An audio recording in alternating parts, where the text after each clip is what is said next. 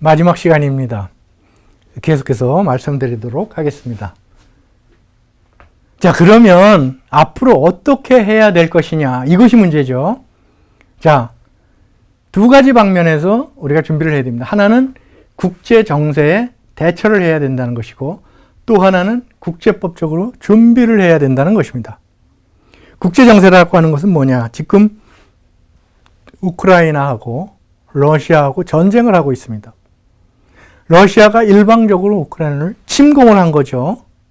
그렇게 돼서 휴전 협상을 하든 평화 조약을 맺든 정전 협상을 하든 중요한 것은 뭐냐면 우크라이나의 기존 국경선을 러시아가 침공을 했는데 러시아가 그 국경선 너머로 다시 다 철수하고 난 후에 휴전을 하든 평화 협상을 해서 협정을 맺든 해야 된다는 겁니다. 현재 우크라이나 땅을 러시아가 점령을 하고 있는 상태에서 휴전협상을 하든 정전 조약을 체결을 하든 평화 조약을 체결을 하게 되면 많은 문제점이 야기된다는 겁니다. 무슨 문제점을 야기하냐면 세계의 많은 국가들에게 일단 쳐들어가서 땅을 점령을 해놓고 그 다음에 야 협상하자 라고 해서 그 점령하고 있는 땅 중에 그래 일부 좀 돌려줄게 라고 해서 합의를 하게 되면 많은 나라들한테 다른 잘못된 인식을 심어줄 수 있다는 거죠. 첫째, 중국의 시진핑이 야 그동안 우리가 대만 때문에 굉장히 골치가 아팠는데 대만 점령해버려. 그러면 중국군이 대만 점령하는 거 하루아침이면 됩니다. 그거 일주일 갈 것도 없고 열흘 갈 것도 없습니다. 하루아침에 딱 점령해버리고 나면 미국의 이제 항공모함이 두 척 거기 가서 중국 빨리 철수해라. 빨리 철수해라.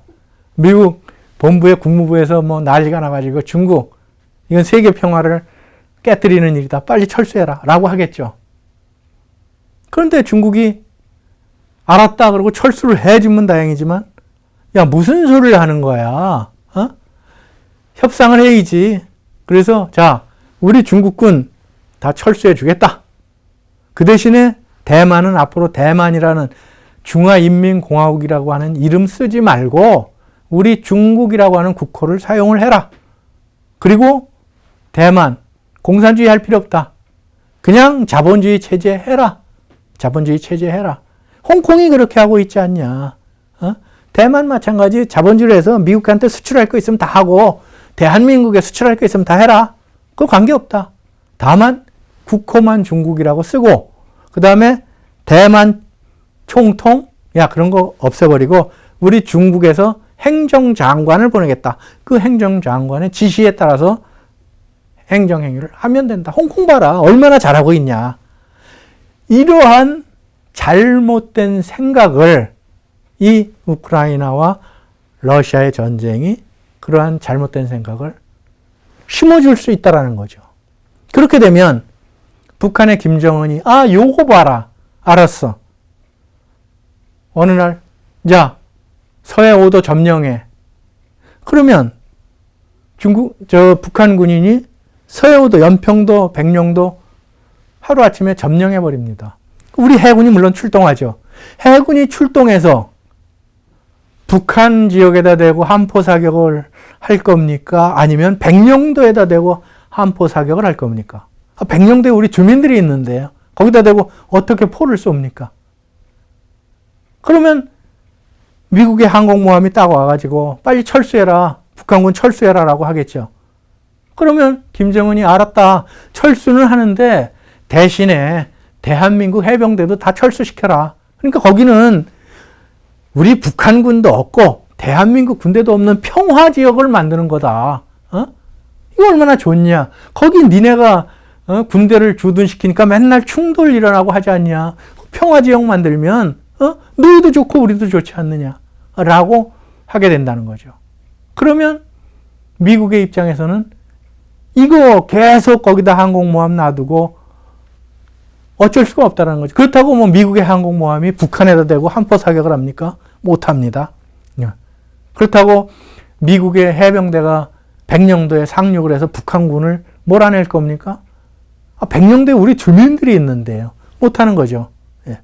이렇게 되면 북한의 요구대로 우리가 협상에 응할 수밖에 없게 된다는 거죠. 이런 잘못된 생각을 들게 할 수 있다라는 거죠. 그러면 일본은 야 저런 식으로 하면 되겠구나. 그래서 독도를 점령해 버립니다. 독도에 뭐 우리 경비대 나가 있지만 무슨 그 사람들이 뭐 무력이 뭐가 있습니까? 독도 일본 군대가 쳐들어오면 그냥 점령됩니다. 그러면 이제 미국에서 야 일본 빨리 그저 철수해라 라고 하겠죠. 그러면 일본에서는 알았다. 우리가 그 억류하고 있는 독도 경비대원들 다 석방시켜 주마. 그 대신에 이 사람들 다 육지로 철수시켜라. 우리도 그 독도 점령한 군대를 다 일본으로 철수시키겠다. 독도는 평화의 섬이다. 평화의 섬에 왜 군대가 와서 그 점령을 하고 있느냐. 철수시켜라. 우리도 철수시키겠다. 협상하자. 라고 하게 되면 미국의 입장에서는 한국에다 대고 야 그거 협상해서 일본이 철수시킨다고 하니까 너네도 경비대 다 철수시켜라. 그리고 그냥 평화의 섬으로 놔두면 좋지 않느냐라고 할 가능성이 있게 된다는 거죠. 이렇게 국제 정세에 따라서 독도 문제도 영향을 받을 수 있다라고 하는 겁니다.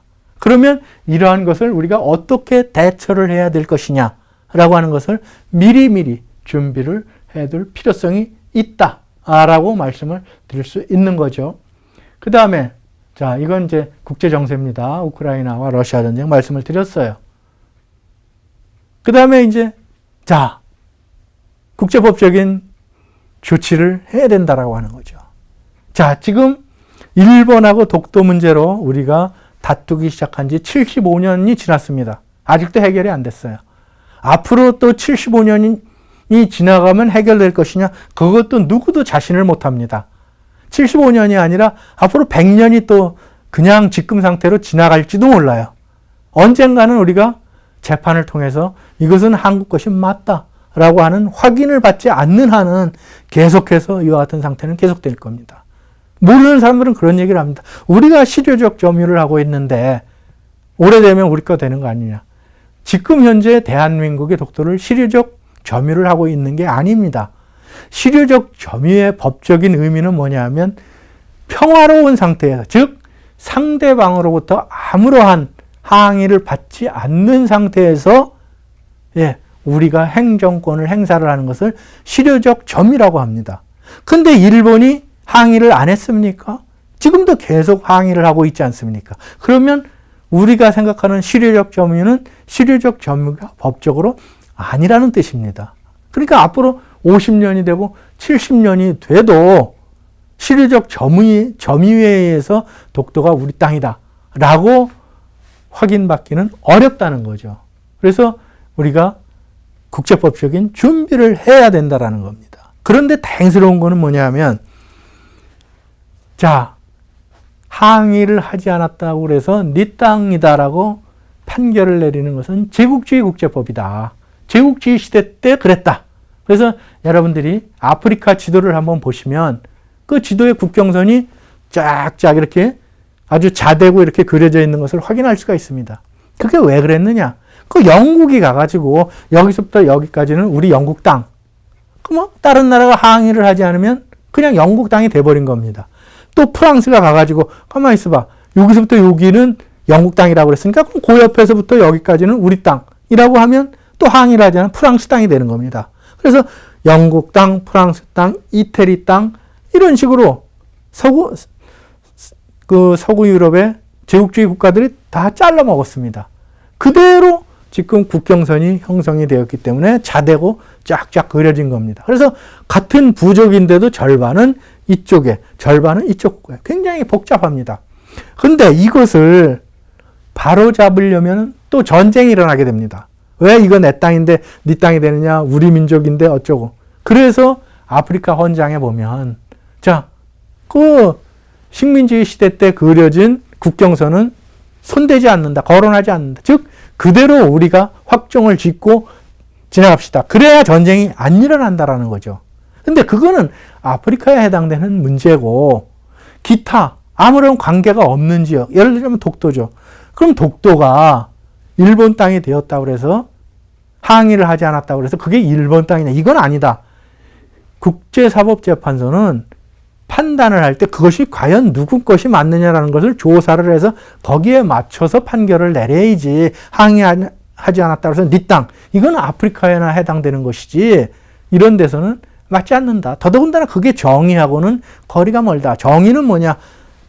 원인을 밝혀내는 게 정의 아니냐 라고 하는 논문들이 지금 조금씩 세계에서 나오기 시작한다는 거죠. 그러니까 일본의 입장에서는 이것이 굉장히 일본의 신경을 거스르게 되는 겁니다. 왜? 어차피 나중에 독도 문제는 재판으로 가지 않으면 해결되기가 힘든데 나중에 가면 지금 항의를 하지 않았다고 해서 네 땅이다 라고 하는 사람들이 물러나고 이건 잘못되었다. 그걸 원인을 따져서 원래 누구 땅이었는 걸 밝혀내서 판결을 해야 된다고 지금 논문을 쓰는 젊은 사람들이 국제사법재판소의 재판관이 되면 독도 문제를 국제사법재판소로 가져가도 우리한테 유리할 게 없다 라고 일본 사람들이 판단을 하게 된다는 거죠. 국제사법재판소의 재판관은 15명입니다. 그 중에 3분의 1씩 재판에 의해서 뽑습니다. 그 선거에 의해서 뽑습니다. 투표는 유엔에서 투표를 합니다. 그러면 아니 이런 논문을 쓴 사람들이 나중에 국제사법재판소의 판사로 들어오게 되면 자, 우리는 항의를 하지 않았으니까 우리 일본 땅입니다. 한국은 그건 잘못되었다. 원래부터 한국 땅인 거를 밝혀내서 판결을 해달라고 요구를 할 텐데 그러면 시간이 가면 갈수록 우리 일본한테는 불리해지게 되는 거 아니냐라고 생각을 하겠죠. 그래서 일본이 요즘 들어서 더 부쩍 독도가 일본 땅이라고 교과서에도 집어넣고 더 극렬하게 홍보 활동도 하고 하는 이유가 거기에 있다라고 여러분들이 이해를 하시면 되겠고요. 우리나라 입장에서는 급할 거 없다. 급할 거 없다. 여건이 조성되고 난 후에 또 필요하다면 국제사법재판소에 15명의 판사가 있는데 그중에 3명이 아시아권에 분배가 되어 있습니다. 그 셋 중에 하나 우리나라 사람이 당선이 돼서 들어가게 되면 뭐 그때 가서 우리가 재판을 한다고 하더라도 뭐 우리가 늦을 건 없다. 왜? 지금까지 70년 동안 해결이 안 됐는데 앞으로 70년 내에 그게 해결이 되겠느냐. 우리는 여유가 있는 입장이다. 라는 것은 대한민국의 입장이다. 라고 말씀을 드리겠습니다. 지금 화면에서 보시는 게 독도입니다. 이게 서도고 조형물인데 이게 동도입니다. 이게 어디에 있느냐? 광화문에 가면 있습니다. 광화문에 가면 도로 원표라고 있습니다. 그래서 도로 원표에서 청주는 이쪽에서 이쪽으로 몇 킬로미터. 물론 이거 조선시대 때 있던 것을 최근에 이제 새로 현대화해서 만든 겁니다. 이쪽에서 이쪽으로 광주는 이쪽으로 몇 킬로. 평양은 이쪽으로 몇 킬로. 뭐 이런 식으로 도로 원표가 있습니다. 제주도 몇 킬로. 마찬가지로 그래서 이제 저는 독도는 이쪽으로 몇 킬로라고 돼 있을 줄 알았어요. 그래서 이걸 새로 만들었다고 신문에 났길래 제가 나가서 봤더니 독도가 안 돼 있는 겁니다. 그래서 제가 서울시에다가 민원 서신을 냈습니다. 그 자리에 와서 청주가 얼마나 떨어져 있을까? 이걸 궁금해하는 우리 국민은 얼마 없다. 그런데 독도는 여기에서 어느 쪽으로 몇 킬로나 떨어져 있을까? 이거는 대한민국 국민이라면 다 궁금해한다. 궁금해하는 거는 안 만들어 놓고 왜 쓸데없는 것만 만들었느냐라고 독도를 만들어라 라고 제가 서울시에다 민원 서신을 냈습니다.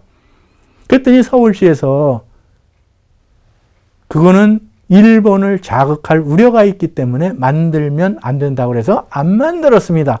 라고 제가 회신을 받았습니다. 그래서 바로 2차 민원 서신을 냈습니다.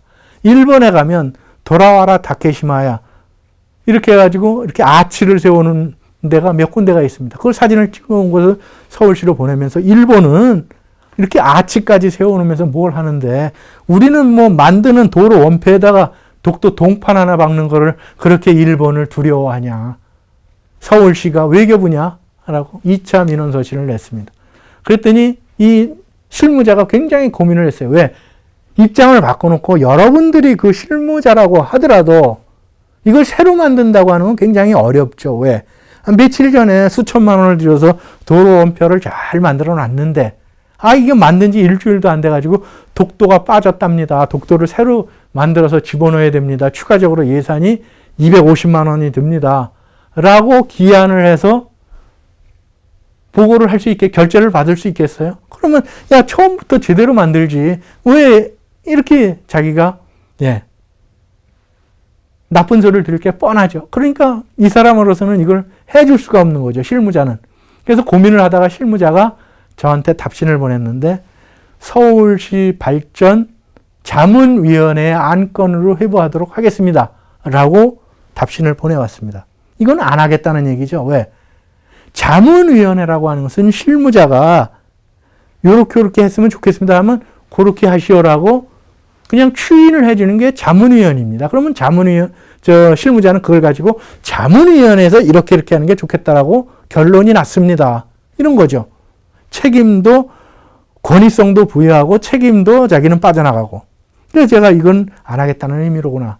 물론 저도 처음에 짐작을 했습니다. 그래서 거기서 포기를 한 게 아니고 서울시장실로 갔습니다. 그래서 이만저만해서 내가 시장님을 뵈러 갔습니다.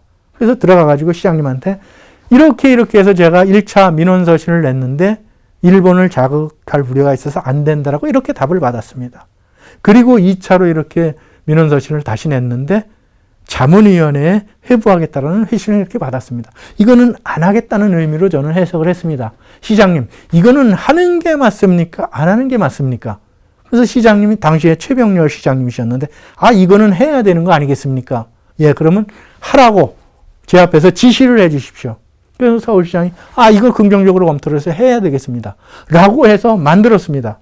그 내용이 신문에 난 거죠. 이 정도로 하지 않으면 이게 신문에 나겠습니까? 신문 기자들이 이거 보도 안 해줍니다. 근데 제가 서울시장실에 쳐들어와서 보십시오. 국방대학원에 김병렬 교수가 이렇게 해서 독도를 만들어야 된다라고 주장을 해서 서울시에서 만들기로 했다라고 신문에 난 내용입니다. 바로 이런 겁니다. 이렇게 준비를 해야 된다라는 거죠. 내 땅이면은 뉴욕에 가서 내 땅이라고 광고하는 건 바보짓이죠. 타임스퀘어에 가서 광고하는 건 바보짓이고 여기는 내 땅이니까 그냥 내 땅에 도로 원표에 이건 몇 킬로 있다 이런 거는 자연스럽게 우리가 해야 된다라는 거죠. 자, 독도 지금 우리 국민들이 원하는 사람 누구나 들어갈 수 있습니다. 이것도 처음에는 못 들어갔습니다. 정부에 특별히 허가를 신청을 해서 신문 기자나 학자나 이런 특별한 사람들만 해양경찰 배나 군함을 타고 독도에 들어갈 수가 있었습니다. 이것을 제가 그거는 말이 안 된다. 누구나 원하는 사람은 다 들어갈 수 있도록 해야 된다. 라고 주장을 해서 2005년도에 관계부처 8개 부처입니다. 다 회의를 해가지고 자 이거 들어가도록 합시다.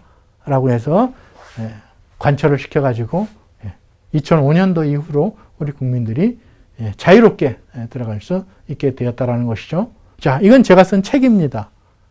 우리 자라나는 청소년들이 독도가 어떤 연유를 겪어왔다는 걸 알아야 된다는 거죠, 우선. 이 책을 보면 알 수가 있겠죠. 자, 이거 교과서에 나왔던 내용입니다. 제 책의 내용이 국어 교과서에 나왔던 거죠. 그래서 일단 알고 그 다음에 일본 사람들이 독도를 포기하도록 해야 됩니다. 독도를 일본 사람들이 포기하도록 해야 된다는 거죠. 자, 이거는 제가 일본어로 써서 일본 서점에서 현재 판매되고 있는 책입니다. 이거는 명치 38년에 다케시마 편입 소사. 그래서 제가 쓴 거고 한성이라고 하는 사람이 일본어로 이제 번역을 했는데요. 그래서 단행본을 해서 지금 판매가 되고 있습니다. 나 혼자 써서 하면 설득력이 좀 떨어지겠죠. 그래서 이건 나이토 세이주라고 하는 일본 사람입니다. 이 사람하고 제가 공조를 했습니다. 그래서 독도는 이렇게 해서 원래부터 한국 땅인데 우리 일본이 이렇게 해서 한 것이다. 일본 사람들이 알아서 포기를 하면 다행이고 포기를 하지 않는다면, 끝까지 포기를 하지 않는다면 결국 재판으로 갈 수밖에 없다라는 거죠.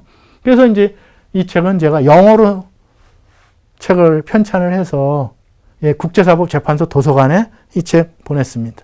하버드 대학 도서관, 예일 대학교 도서관, 프린스턴 대학교 도서관, 미국의 저명한 대학 도서관에 다 보냈습니다. 물론 제가 보낸 건 아니고 출판사에 돈 주고 여기 보내라 하면 출판사에서 다 보내줍니다. 왜? 그래야 그 나라 사람들도 이 책을 보고 공부를 할 것이고, 만약에 재판으로 가게 되면 그 나라 사람들은 이 책을 봐야 될 거 아닙니까? 안 보면 뭘 보고 그 사람들이 판결을 하겠습니까? 그래서 이러한 것이 재판에 대한 대비라는 거죠. 대비를 하지 않고 그냥 재판 가게 되면 우리가 이길 가능성이 없죠. 그리고 계속 논문을 써서 항의를 하지 않았기 때문에 그쪽 것이다 라고 하는 것은 잘못된 것이다. 그건 제국주의 국제법이다 라고 하는 논문을 계속 써야 됩니다. 그러면 저만 쓰는 게 아니고 세계 다른 나라 사람들도 이제 조금씩 쓰기 시작했다는 거죠. 이러한 논문이 계속 나오게 되면 나중에 재판에 들어갔을 때도 우리가 결코 불리하지 않게 된다라는 말씀을 드릴 수 있겠죠. 자, 독도 문제는 말씀드린 것처럼 과거에 아주 사소한, 그러니까 무사 안일주의적인 태도 때문에 오늘날 독도 문제가 복잡해지게 되는 원인이 되었다라고 하는 것이죠. 그럼 지금이라도 어떻게 해야 되느냐? 일본 사람들이 포기하도록 하는 쪽으로 한쪽은 노력을 하고, 또 한쪽은 만약에 재판으로 간다면 재판으로 가도 우리가 이길 수 있도록 준비를 하고, 자, 지금까지 우리가 70년 동안 일본하고 독도 문제를 가지고 다퉈왔는데 해결을 보지 못했습니다. 그렇다고 내년, 후년 빠른 시간 내에 해결을 본다, 그런 자세로 나가게 되면 안 되죠. 충분한 시간을 가지고 50년, 70년, 100년 후에라도 우리가 재판을 하게 되면 이길 수 있으면 이긴다. 그리고 이길 수 있도록 우리가 준비를 해야 된다. 자, 유엔 사무총장은 한 사람입니다. 한 사람을 뽑는데도 우리 대한민국 사람이 사무총장을 했습니다. 국제사법재판소 재판관은 15명입니다. 그 중에 3사람이 아시아권에 배분이 되어 있습니다. 3명 중에 1명 당선을 못 시키겠습니까? 우리나라의 지금 국력으로. 더더군다나 앞으로 10년 후가 될지 30년 후가 될지 모르겠지만 북한하고 통일이 되면, 아니 통일된 국력을 가지고 3명 중에 1명을 당선을 못 시키겠습니까? 그럼 여러분도 죽고 저도 죽어야 되겠죠. 당선을 시켜야 되는 겁니다. 당선시키고 난 뒤에 국제사법재판소에 가면 일본보다는 우리가 당연히 유리하게 된다는 거죠. 더더군다나 그때 당시에 재판관들은 항의하지 않았다고 해서 네 땅이 맞다라고 하는 건 제국주의 국제법이다라고 논문을 쓴 사람들이 상당히 많은 분들이 그때 당시에 국제사법재판소에 재판관으로 들어와 있게 된다라는 거죠. 그러면 우리한테 유리하면 유리하지 일본한테 결코 유리하게 되지 않을 것이다 라는 말씀을 드리고, 자, 조급하게 생각하지 말고 넓고 깊게 보면서 이 독도에 대해서 자신감을 가지고 이렇게 행동을 하시면 아무런 문제점이 없이 결국 나중에는 독도를 우리가 완전한 우리 땅으로 만들 수 있다까지 말씀을 드리고요. 4번에 걸쳐서 제가 여러분들에게 말씀을 드렸는데 오늘로서 전부 다 강의를 끝내도록 그렇게 하겠습니다. 대단히 수고 많으셨습니다. 끝내겠습니다.